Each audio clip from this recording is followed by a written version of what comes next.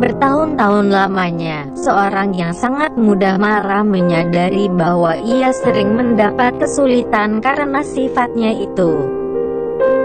Pada suatu hari, ia mendengar tentang seorang darwis yang berpengetahuan cukup dalam. Ia pun menemuinya untuk mendapatkan nasihat. Setelah sampai di kediaman darwis, sang darwis pun berkata, "Pergilah ke perempatan itu. Di sana kau akan menemukan sebatang pohon mati. Berdirilah di bawahnya dan berikan air kepada siapapun yang lewat di depanmu." Orang itu pun menjalankan nasihat tersebut. Hari demi hari berlalu, dan ia pun dikenal baik sebagai orang yang mengikuti sesuatu latihan kebaikan hati dan pengendalian diri di bawah perintah seorang yang berpengetahuan sangat dalam.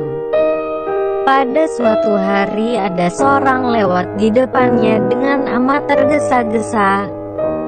Ia membuang mukanya ketika ditawari air kemudian meneruskan perjalanannya.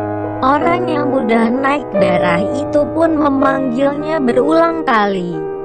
"Ya akhi, tolong balas salamku, minum air yang kusediakan ini. Air ini kusediakan memang untuk musyafir." Namun tak ada jawaban, karena sifatnya yang dulu orang itu tidak bisa menguasai dirinya. Ia mengambil senjata yang digantungkannya di pohon mati itu. Dibidiknya pengelana yang tak peduli itu. Ditembaknya, pengelana itu pun roboh dan mati. Pada saat peluru menyusup ke tubuh orang itu, terjadi keajaiban. Pohon mati tempatnya menggantung senjata itu tiba-tiba dipenuhi dengan bunga. Ternyata orang yang baru saja ditembaknya itu adalah seorang pembunuh. Ia sedang dalam perjalanan untuk melaksanakan kejahatan yang paling mengerikan selama perjalanan dalam hidupnya yang panjang.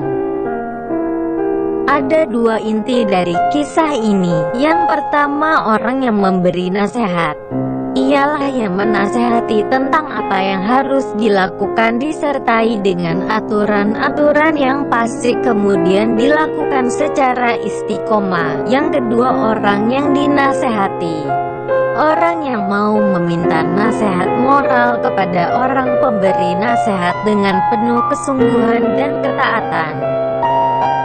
Adapun guru darwis yang digambarkan dalam kisah ini, konon adalah Najamuddin Kubra. Ia adalah salah seorang yang paling agung di antara para ulama sufi. Ia mendirikan mazhab Kubrawi yang sangat mirip dengan mazhab yang kemudian didirikan oleh Santo Fransiskus.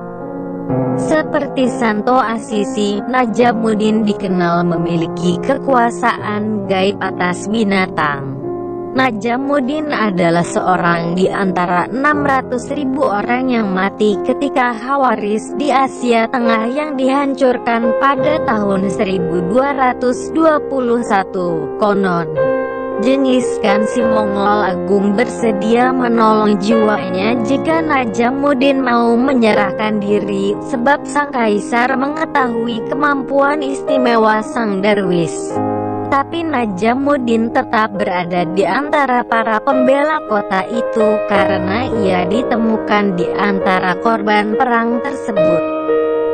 Oleh karena telah mengetahui akan datangnya malapetaka itu, Najamuddin menyuruh pergi semua pengikutnya ke tempat aman beberapa waktu sebelum munculnya gerombolan Mongol tersebut.